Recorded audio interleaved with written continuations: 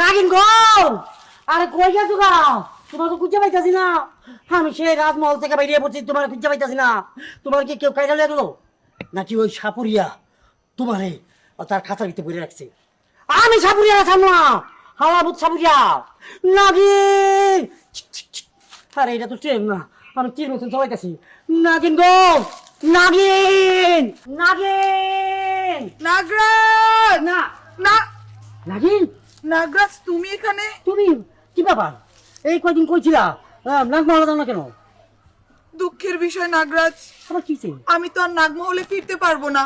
না জানি তুমি এটা কোন কথা কইতাছো? তুমি না গেলে আমার কি হবে? আর নাগমহলে তো তোমার নিয়ে হইচই হয়ে যেতেছে গা।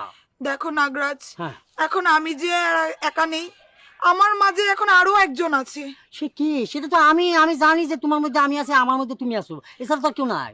তোমাকে আমি ভালোবাসি, এটা সত্যি। হ্যাঁ তুমিও আমাকে ভালোবাসো, সেটা সত্যি। হ্যাঁ। কিন্তু আমাদের দুজনের মধ্যে এখন তৃতীয় একটা পুচকি আছে। কি? এই পুচিটা কি কোথেকে আসছে? ওরে ওরে একটা সবল দিব, আর আমার সবল যে খাইছে। না! তাহলে তুমি ওকে ছবল দিতে পারো না। কেন? সেই পৃথিবীর মুখ এখনো দেখেনি, সে আছে আমার গর্ভে। কি করে সম্ভব? আমি নাগমহল আর তুমি মানে বাইরে, সেটা কেন সম্ভব? কিভাবে হইলো?